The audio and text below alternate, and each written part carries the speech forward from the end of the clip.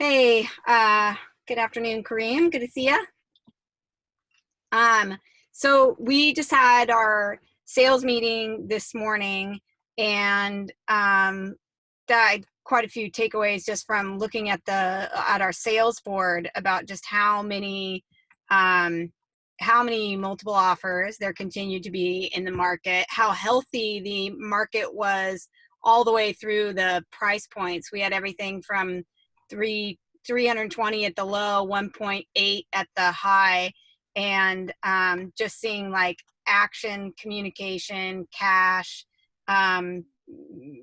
things we'd see in a normal market, but even more so right now, with good communication between the agents, buyers, making sure that they were educated and ready to go and putting deals together.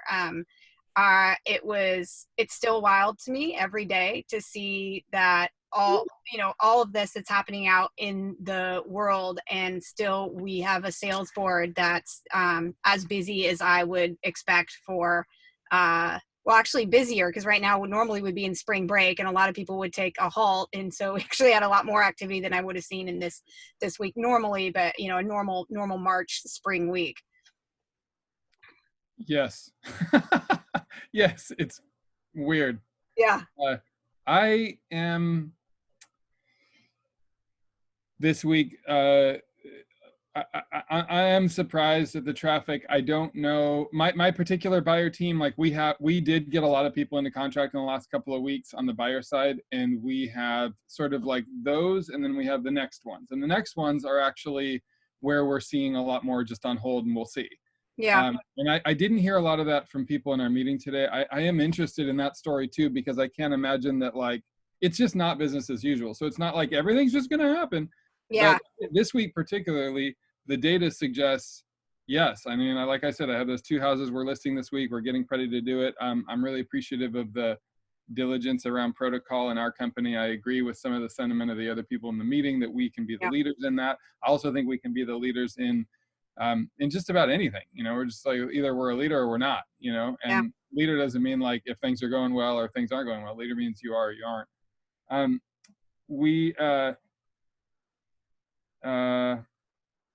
What are your conversations like? What are the conversations with your clients like? So I'm like specifically speaking with sellers this week, and I have a bunch of calls to make now because I sent out a report, and I included you on some of these. Yeah. Karim's virus update episode 7 was sent today, which suggests 6 said we're stopping for a while. Yeah. 7 said change of course. Yeah. So what I'm saying in that is this is what we're seeing in the industry. These are the changes that people are making, appraisers and vendors, and we have Fannie Mae making new dictates around appraisals. We have the lender team telling me that jumbos are getting out of the market. That's very interesting data. They have two available from 6, which also means that maybe HELOCs are coming as well. HELOCs might shift. That's an important piece of information for people. I don't know who to call and share that with and who not to, so I'm not like in like sort of erratic sharing mode, but I'm just trying to collect. I'm not concerned about this week. This week we'll sell a couple of houses. The data suggests there's virtually no way we're not going to. Yeah. Yeah. My forecasting thinking, or my future mind, is thinking about 3 weeks from now, when we have a bigger measurable infection rate in Oregon, when it's like actually real. Hey, remember that underlying thing that we've been talking about for 2 weeks? It's actually the sickness that is getting a lot of people sick, and this is what it looks like when hospitals are overwhelmed. And I think more like in that phase, we have a different experience. Yeah. I saw an old coworker of mine now I feel like we ostensibly Brown set the tone. Like you're cut out, Jenelle. Oh, sorry about that. Go ahead. Yeah, you're back. I think Governor Brown's order was the sort of line in the sand. Like there was a before and after that order, and now we're in the after. But there was another line in the sand, and then another line in the sand. And my projection is that the next one has to do with like a real physical and hospital based, like the real deal, like the sickness, Yeah. So yeah. One of the things that I was interested to hear about, it was that Freddie Mac, Fannie Mae were lessening their requirements for appraisals. So that was something I thought, well, that's going to be a factor, I think, as people are deciding on which offer to take or not, is that if someone's got enough cash to come in, and it tips the scales on whether we need an appraisal or not. And then we're going to see some neighborhoods where the housing stock is pretty consistent, not needing appraisal. So it looks like there's some things being done to eliminate needing, to go into properties, which is, I think, somewhat good news. It's interesting because the reaction to the 2008 appraisals got to be overly restrictive. It had gotten to a point, it really slowed down the market. I don't think it was actually benefiting the consumer anymore. I understand why we tried to do it for some consumer protection and that type of thing. But so there's always the question of whether it's politics and that creates bureaucracy and red tape for the purpose of like messaging and imaging, or whether it's actually practically helpful. And I think it was a little bit more of the former and not quite as much of the latter that in this particular case. I think every political decision has some of both of those. The Fannie and Freddie lessening, I don't think is going to change anything yet, but I think it's indicative of what may actually come out of it. I actually think it's more valuable information and more indicative of what might be true in 3 months. Like the general appraisal world might have one step back and with regards to restrictions, so that it becomes just a bit easier. That'll be an interesting thing if that comes out of it. My phone's blown up. Sorry, I'm trying to turn it off. Yeah, no, understood. With regards to inspectors and photographers and home energy scores and stuff like that, we are basically daily receiving something from someone or Soil Solutions or whoever it is saying these are our protocols. And I think all of these, this is our protocol, this is what we're doing, is what happens when Governor Kate Brown says, yeah, keep doing business. Yeah. And now we all are on to figure out ourselves how we do business. That's right. With this commitment that, like, okay, but we want to do it as safely as possible, and everybody navigating that. That's why I was really relieved to have Paul, our principal broker, come out with just the disclosure of, like, here's the protocols we'll be taking on both sides of the transaction, because sharing that with the agents, it started me thinking, well, that's great, because we have a lot of one-man shows out there and companies that aren't keeping up, that don't have leadership right now, that don't have the kind of professional people like the Pauls and Codys on their team to come up with this. And if we share that, I know that they'll take it, they'll adopt it, and hopefully we can have some effect on the safety in our market right now. Yep. Buyer team. So today we are developing protocols, Janessa on the buyer team and Martha on the seller team, and they are basically taken from living room protocol. We're creating our own and saying, what are we doing as a team? And we're saying, this is what we're telling you we're doing on the buyer's team. If we go into your home, this is what we're telling you we are going to do. Please receive this and understand that's what we're doing. And on the seller team, we're doing X, and then we are telling showings or anybody else that needs to go into that home from now until, from the day it's listed till closing, we're telling them this is the protocol we require, please commit to that. So that's as clear a line as we can create. So today we're developing that language, and we have it in a little text thread so we can literally copy and paste and send. Like, this is like just, yeah. And so for your listings, and you're not letting anybody in a listing unless they've contacted you, so you can totally control the traffic of that goes in through the house, and that yeah. Correct. And also I have a seller who he is not in a vacant home. He lives there part-time with his daughter, and he has some flexibility around his daughter. So I said, what would make me happy is if you spent some time with your daughter between now and when you list the home, and ask mom to take daughter from the day it lists for at least that first week. Yeah. It would be very, it would help me know there's just one less body involved. And I feel like, again, this is that sort of math problem. Social distancing is not a solution. It's a problem. It decreases, the episodic rate of potential liability. And so 6 feet away is an arbitrary number. 10 feet away is also an arbitrary number. One of them is more or less effective. If you put 1,000,000 people 6 feet away from each other, one of them will get sick. If you Yeah. put 1,000,000 people 10 feet away from them, a little less than one of them will get sick. Like it's math. It's not, this Yeah. is probabilities. This is not a binary game. So please, it would be helpful if you could have your, so he's considering that. Another thing we can offer is, we're going to sort of limit showing hours for like a work at home person, you know, and say like, these are the hours I'm going to allow showings. The other thing is, like we talked about yesterday, Jenelle, is I don't really give a shit how many people show the house. Like, I'm not interested in like getting all the bodies in the house, which was protocol as of a month ago. The new protocol is getting the right 3 to get all of the virtual study of the home and potentially get in the home, but the Yeah. former being more important. So Right. my photographer is willing to do like a one-time walkthrough of the home, just like that sort of like nice little walkthrough. And the reason I'm having her do it is one less body in the house. Mm-hmm. She's already there. Mm-hmm. He's left. She's there. Wipes, mask, gloves. She's shooting and then doing the virtual tour and then doing the little walkthrough. Maybe I can even add voiceover to the walkthrough. Hey guys, it's Karim, your listing agent. Here's what you'd see as a walkthrough. Times are different. Hardwoods, I want to point out these hardwoods are hickory. I want to put, you know, I know a lot about, I can do a pretty cool walkthrough of a home. Yeah. Yeah. So maybe I can add video and add that.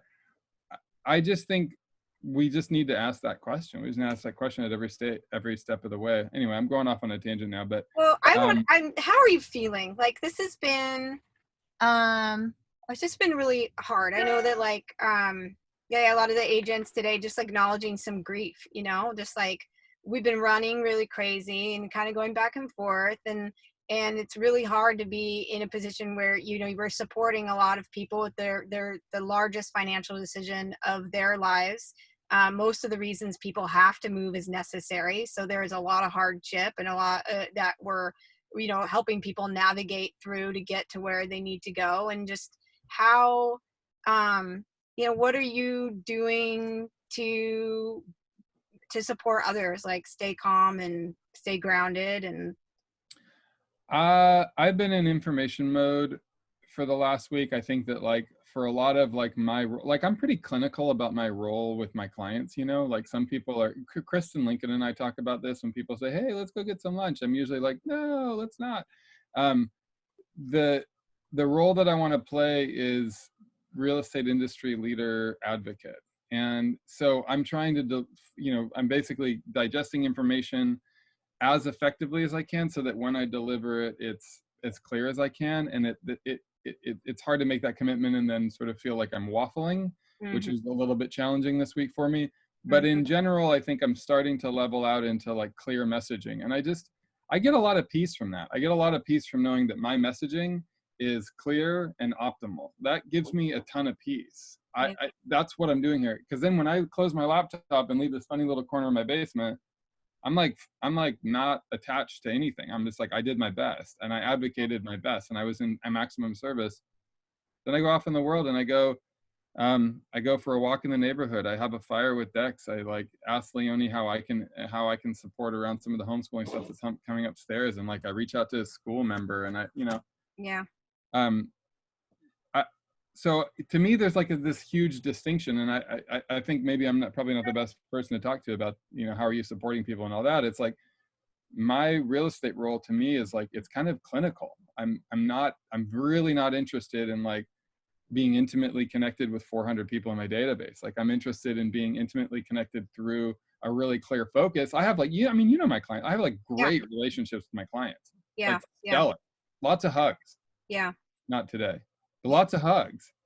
But also like I get a lot of freedom in having it be within this context. This is why we're connected. Yeah. And it also makes it easier for things like asking for referrals and requesting repeat business. It's very, very clear why I'm doing this for you. Yeah. You know? Good boundaries. Yeah. It's a super good boundary. Yeah. So how am I supporting people like at real estate? I'm like on this computer giving the best info I can and giving regular updates. I think it's a good time to do that. I don't want to overwhelm people, so I'm only doing it when I feel it's useful. Yeah. what I'm concerned about, I mean, we could talk about concerns. Like I have a fear. I have financial concerns personally for the year. I have concerns about my team for the year, and I have my team members for the year. And I think we've moved through our buyer business that is ready. I think we like actually have in the last couple of weeks really got a lot of them in contract, and so we're nowhere near the numbers that I want to see happening. And so that's this reality of, sure, business as usual, not as usual, but business continuing, and what are all the protocols and all that stuff we've been talking about. Now it's like, well, I mean, generation of business, what does that look like this year? Like, fuck, dude, I haven't even gotten there yet, you know? But, you know, generation of connection in my client base, sure. Advocacy, information, check-in, how can we help? And we'll do lots of that. Roz's idea of content people today, absolutely, man. And I am having heartwarming, wonderful conversations with people. Yeah. Like I'm not, you know, I'm not like, when I say clinical, it's not cold. But it's you're calling for a purpose. You're calling about real estate. You're a purposeful. professional. This is why I'm calling, and I'm going to give you an update. And there's nothing. It's clean, you know. That's right. Yeah. And yeah. Anyway, I don't know. And yeah, humanity comes out of that. You know, would I go deliver groceries to someone in a fucking heartbeat? You know what I mean? Like a client or not? Yeah, of course. Yeah. So, and doing that kind of stuff too. You know. Connecting with people to build long-term loyalty and trust in good faith.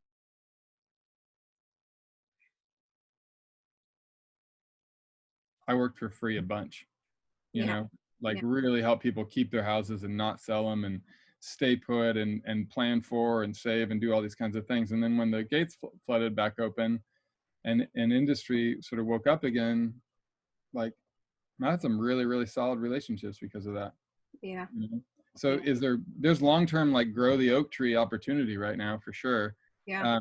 And I'm focused on that, but it didn't change that I am concerned about money this year for sure. Yeah. I think a lot of people are. Yeah. In the next couple of weeks, I'm going to get into, I'm sure we'll start receiving some notices from tenants. And then at that point, I have to get into mortgage world and potentially like a loan on the year. What does that look like? Yeah. Side note on that, I can share with people that our lender says that jumbo loans are starting to get out of the market. And when jumbo loans get out of the market, they tend to be a canary in the coal mine for home equity lines drying up or being canceled or stopped. And if that happens, I think a lot of people who have that as their security blanket, myself included, like, dude, I got $100,000 on an equity line attached to my house if I just need it. That's not my favorite place, but it's relatively cheap money. I can access it when I need it, only when I need it, not the whole thing at once. I can pay it off when it's time. You know, if those go away, that's a different world. Yeah. Fundamentally different financial exchange for people. So I just point that out. Maybe talk to your bank. Yeah.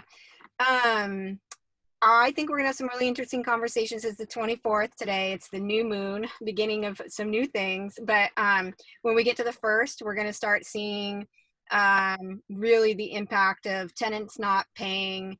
We're going to see the impact of commercial real estate, of commercial property, whether they'll pay or not. So I think as our conversation evolves, we'll have a little more information around what that looks like in our experience talking to our bank and mitigating the risk and the pain of having tenants who aren't paying, and how are we going to navigate through as real estate investors. So this conversation will continue to be interesting, but I appreciate you hopping on the call today.